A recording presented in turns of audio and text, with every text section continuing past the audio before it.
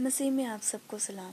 آج کچھ دیر کے لیے ہم سب مل کر مقدس پاک کلام میں سے مقدس نہمیہ اور مقدس نہمیہ کی کتاب کے بارے میں سیکھیں گے۔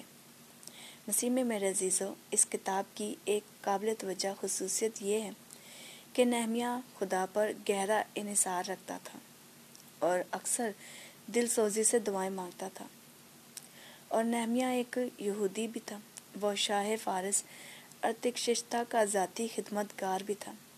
اس حیثیت سے اس کا فرض تھا کہ بادشاہ کے آرام و سکون کا خیال رکھے۔ وہ بادشاہ کا کیونکہ ساقی تھا اور ہر روز اسے مے پیش کرنا اس کی ایک خاص ذمہ داری تھی۔ اگر ہم پاک کلام میں سے نہمیہ کی کتاب پہلا باب اس کی 11 آیت اور دوسرا باب اس کی پہلی آیت پڑھیں تو پتہ چلتا ہے کہ بعد میں پھر نہمیہ کو یہودا کا گورنر مقرر کیا گیا اور اس نے یروشلم میں 2 خاص کام سر انجام دیے۔ اول تو یہ کہ وہ یہودی آبادکاروں کے ایک گروہ کو ساتھ لے کر یروشلم گیا۔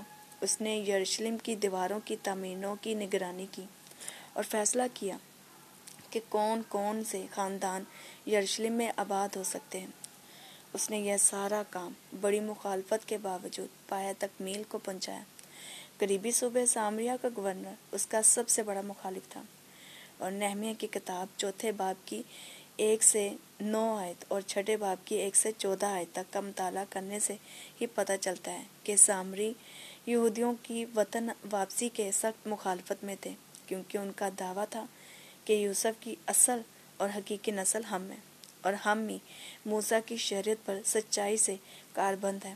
وہ بالکل نہیں چاہتے تھے کہ یروشلم اور اس کی ہیکل دوبارہ سے تعمیر ہو، اور دوسرا یہ کہ نہمیہ لوگوں کی بہت سی سیاسی اور سماجی اصلاحات کا ذمہ دار تھا۔ اس میں لوگوں کو خدا کی صحیح اور معقول عبادت کی طرف پھیرنا بھی شامل تھا۔ اور اسی طرح مزید نہمیہ کی کتاب 13 باب اس کی 4 سے 30 آیت تک کو پڑھیں تو پتہ چلتا ہے کہ نہمیہ کی سیاسی اور سماجی اصلاحات کا ذمہ دار تو وہ تھا ہی، اور ساتھ میں بادشاہ کو مے پیش کرنا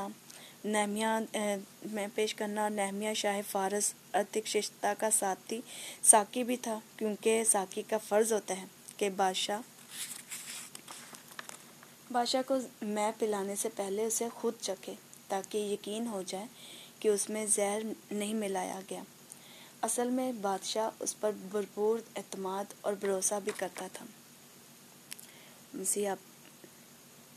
خدا آپ سب کو بہت برکت دے۔ آمین۔